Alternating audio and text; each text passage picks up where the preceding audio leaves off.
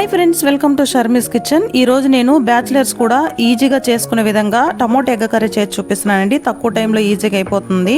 Friends, first time కనుక ఈ video చూస్తుంటే తప్పకుండా ఒక లైక్ చేసి సబ్స్క్రైబ్ చేసుకోండి. వీడియోలోకి వెళ్ళిపోదాం. మరి దీనికోసం అయితే నేను ముందుగా ఒక ప్యాన్ పెట్టుకొని ప్యాన్లో ఒక 2 టేబుల్ స్పూన్ వరకు ఆయిల్ యాడ్ చేసుకున్నాను. ఆయిల్ బాగా హీట్ అయిన తర్వాత ఇప్పుడు ఇందులోకి 1 టేబుల్ స్పూన్ ఆవాలు, 1 టేబుల్ స్పూన్ జీలకర్ర యాడ్ చేసుకున్నాను. ఇవి చిట్పెట్లాడిన తర్వాత సన్నగా పొడవుగా కట్ చేసుకున్న ఒక పచ్చిమిర్చిని కూడా యాడ్ చేసుకున్నాను.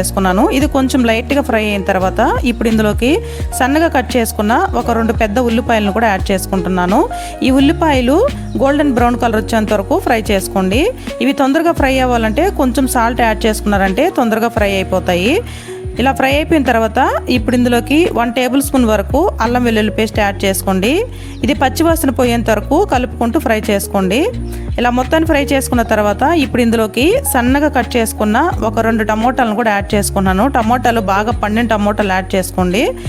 ఒక 2 రెమ్మల కరివేపాకు కూడా యాడ్ చేసుకునేసి దీని మొత్తాన్ని మెత్తబడేంత వరకు ఫ్రై చేసుకోండి. ఈ టమోటాల మీద ఉన్న స్కిన్ మొత్తం సపరేట్ అయ్యేంత వరకు బాగా మెత్తబడేంత వరకు ఫ్రై చేసుకోండి కలుపుకుంటూ.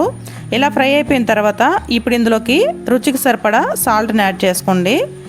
అదేవిధంగా కారం కూడా యాడ్ చేసుకోండి. కారం మీరు తినేదాన్ని బట్టి యాడ్ చేసుకోండి. మనం ఆల్రెడీ పచ్చిమిర్చిని కూడా యాడ్ చేసాము, దాన్ని బట్టి మీరు యాడ్ చేసుకోండి. 1/2 టేబుల్ స్పూన్ పసుపు, 1 టేబుల్ స్పూను ధనియాల పొడి, 1 table spoon garam masala add చేసుకుంటున్నాను.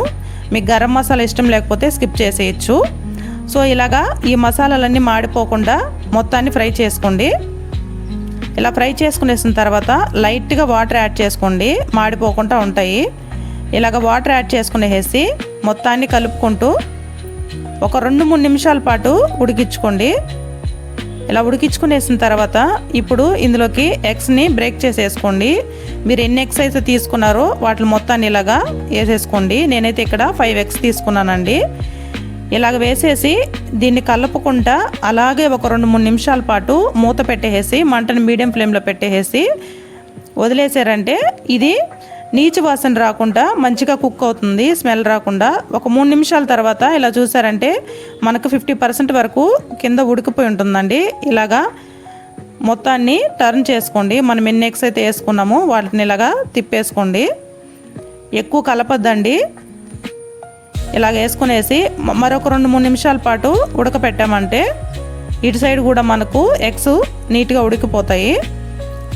సో ఇలాగా మూత పెట్టేసి ఒక 2-3 నిమిషాల తర్వాత చూసామంటే మన ఎగ్ కర్రీ రెడీ అయిపోతుంది. ఈ గ్రేవీ థిక్నెస్ ఉంటే సరిపోతుందండి.